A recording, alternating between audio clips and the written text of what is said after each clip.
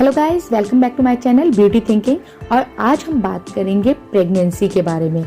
जैसा कि हम सभी जानते हैं कि प्रेगनेंसी एक वुमेन के लिए बहुत ही इम्पॉर्टेंट फेज होता है।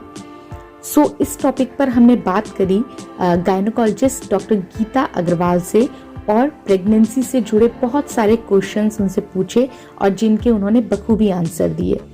गाइस, वीडियो को स्किप बिल्कुल मत करिएगा, एंड तक वीडियो को देखिएगा। ज़्यादा से ज़्यादा वीडियो को लाइक करिए, शेयर करिए, कमेंट्स करिए।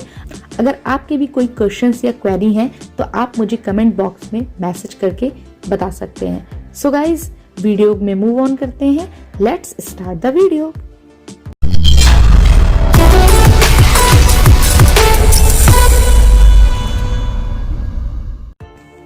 Hello doctor, welcome to our channel beauty thinking.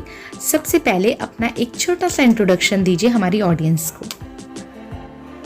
Hello everyone, मेरा नाम डॉक्टर गीता अग्रवाल है और मैं एक स्त्री रोग विशेषज्ञ हूँ।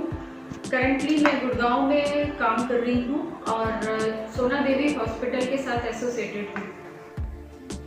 डॉक्टर, जो फर्स्ट प्रेगनेंसी होती है वो थोड़ी सी चैलेंजिंग होती है वुमेन्स के लिए, तो किन बातों का ध्यान रखना चाहिए और क्या चीज़ें हैं जो प्रेगनेंसी पता चलने के बाद करनी चाहिए?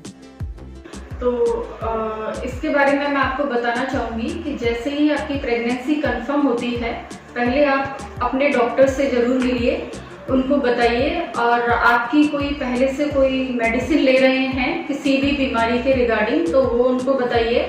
पहले 3 महीने में ट्रैवलिंग अवॉइड करना चाहिए, प्लस हस्बैंड से रिलेशन नहीं बनाना चाहिए और कोई भी भारी काम नहीं करना चाहिए। बेड रेस्ट रिकमेंडेड नहीं है, पर कोई भी भारी काम करने से बचें। डॉक्टर, ड्यूरिंग प्रेगनेंसी किस तरीके की डाइट को फॉलो अप करना चाहिए अपने रूटीन में? प्रेगनेंसी में हमें बैलेंस्ड एंड न्यूट्रिशियस डाइट लेनी चाहिए, जिसमें कि बैलेंस अमाउंट में कार्बोहाइड्रेट्स हों, प्रोटीन्स हों और लाइक हरी सब्जियां, पत्तेदार सब्जियां इंक्लूड कर सकते हैं उसमें। और प्रोटीन जैसे पनीर है, अंडा है, और आप नॉनवेज भी ले सकते हैं, पर वो प्रॉपर तरीके से कुक्ड होना चाहिए।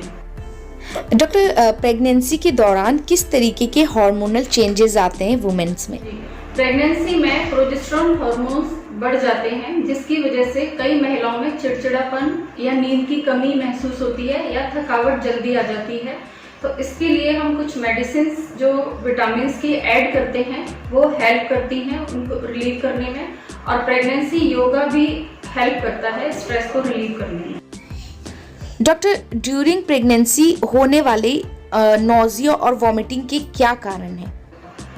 प्रेगनेंसी में जैसे मैंने अभी आपको बताया कि प्रेगनेंसी में प्रोजेस्टेरोन बढ़ जाता है, उसकी वजह से कुछ महिलाओं को वॉमिटिंग या नोजिया जैसा महसूस होता है। इसके लिए सुबह सुबह उठते से ही एक ड्राई टोस्ट या बिस्किट्स ले लें और डाइट में थोड़ा सा चेंजेस से हम इसको कंट्रोल कर सकते हैं। लाइक लो स्पाइसी फूड, मिर्च मसाला कम खाएं, तला हुआ कम खाएं, बाहर का खाना नहीं खाना है और हर 2 घंटे में थोड़ा थोड़ा कुछ लेते रहें। डॉक्टर, प्रेगनेंसी के दौरान किस तरीके के कपड़े पहनने चाहिए? प्रेगनेंसी में आरामदायक और लूज कपड़े पहनने चाहिए जो आपको कंफर्टेबल हों। क्या प्रेगनेंसी के दौरान वर्कआउट या एक्सरसाइज करनी चाहिए?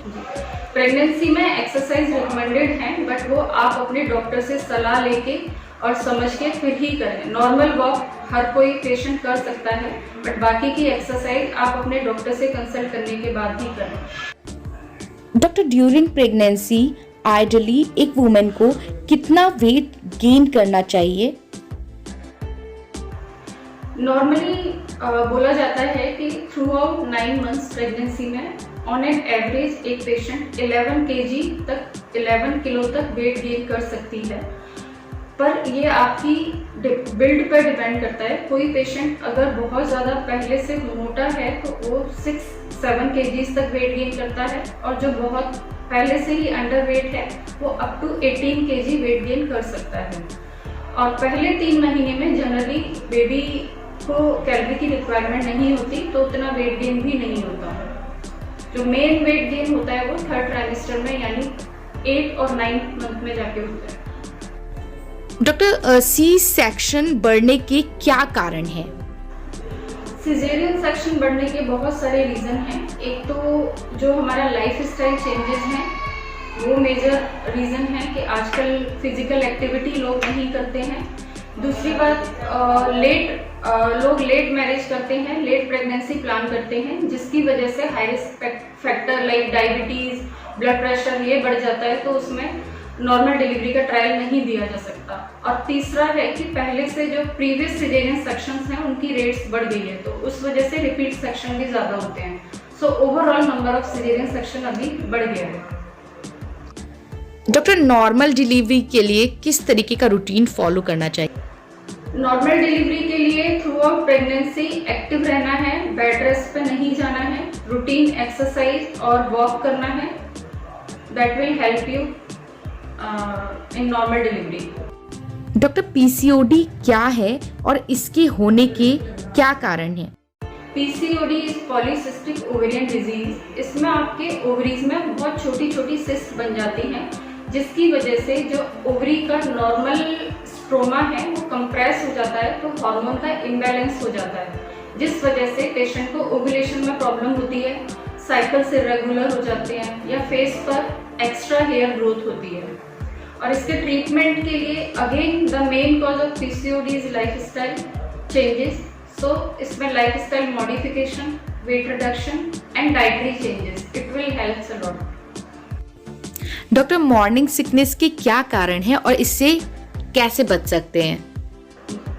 ये मैंने जैसे मैं आपको पहले भी बता चुकी हूँ कि प्रोजेस्टेरॉन के चेंजेस की वजह से पेशेंट को वॉमिटिंग बढ़ जाता है, सो मॉर्निंग सिकनेस उसी को बोलते हैं।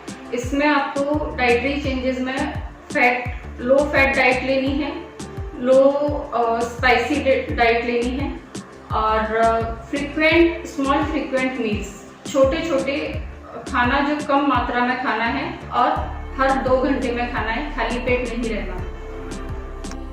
डॉक्टर, टेस्ट ट्यूब बेबी क्या होता है, इसके बारे में बताइए।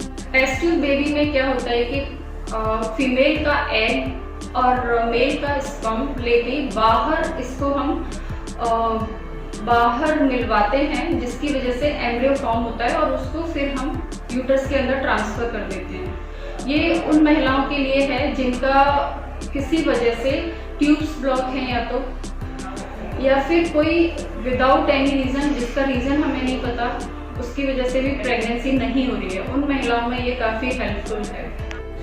डॉक्टर, जैसे आजकल पीरियड्स मिस होने पे लोग प्रेगनेंसी किट लेकर के घर पे ही प्रेगनेंसी टेस्ट कर लेते हैं और मोस्टली उनको उसके रिजल्ट्स उसमें पता चल जाते हैं, तो उसके बाद कंफर्म होने के बाद उनका नेक्स्ट स्टेप क्या होना चाहिए?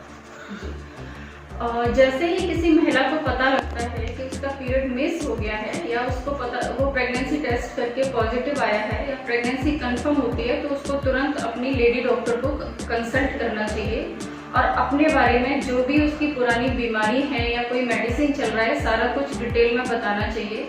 तो पहले 7 महीने में हम रिकमेंड करते हैं कि हर महीने दिखाना चाहिए और 8वें महीने में हर 15-15 दिन में दिखाना चाहिए और 9वें महीने में हर हफ्ते दिखाना चाहिए।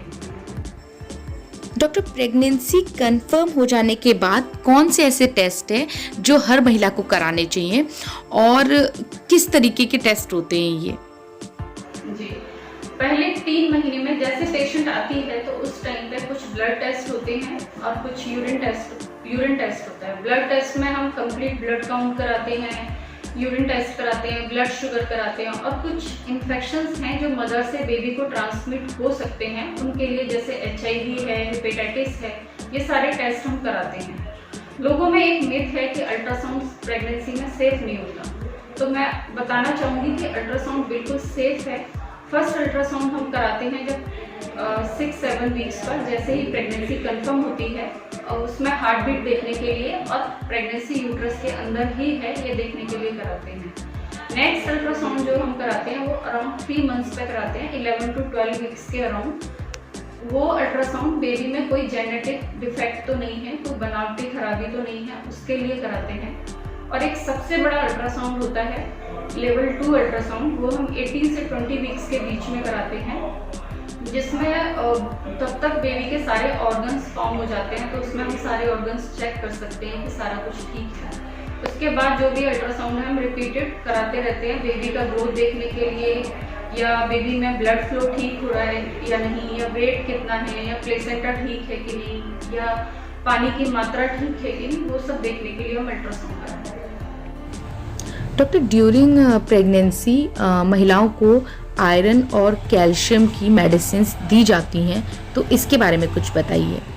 नॉर्मल प्रेगनेंसी में हम पहले 3 महीने में फॉलिक एसिड प्रिस्क्राइब करते हैं, जो कि बेबी की बैकबोन के बनने में हेल्प करता है, और उसके बाद हम आयरन कैल्शियम देते हैं, क्योंकि आयरन और कैल्शियम की रिक्वायरमेंट फूड से कंप्लीट नहीं होती है।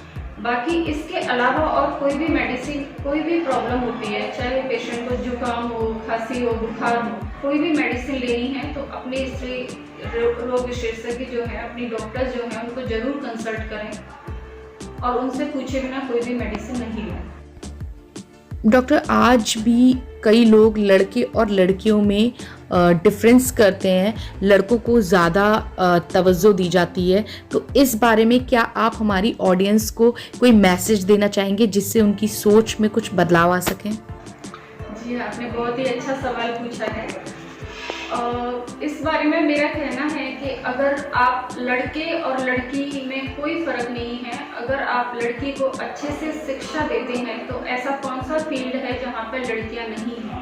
लड़कियाँ लड़कों से आगे हैं, और अगर आप देखो तो आपके सामने मैं भी बैठी हूँ, मैं भी एक लड़की हूँ, मैं गायनेकोलॉजिस्ट हूँ, तो मुझे लगता है आज के टाइम में लड़के लड़की में कोई फ़र्क नहीं है। सबसे पहले तो डॉक्टर, मैं आपको थैंक्स बोलना चाहूँगी, आपने बहुत ही अच्छा मैसेज दिया है उन लोगों के लिए, स्पेशली जो लोग लड़के और लड़कियों में डिफरेंस करते हैं। सो गाइज, आज का हमारा ये वीडियो आपको कैसा लगा मुझे कमेंट्स करके ज़रूर बताइएगा, और अगर आपके कोई भी क्वेश्चंस या क्वेरीज हैं तो आप मुझे कमेंट बॉक्स में मैसेज कर सकते हैं। गाइज, वीडियो को ज़्यादा से ज़्यादा शेयर करिए, लाइक करिए, कमेंट करिए, और अभी तक अगर आपने मेरे चैनल को सब्सक्राइब नहीं किया है सो प्लीज़ मेरे चैनल को सब्सक्राइब कर लीजिए। मिलती हूँ नेक्स्ट वीडियो में एक न्यू टॉपिक के साथ। सो गाइज, तब तक के लिए बाय बाय।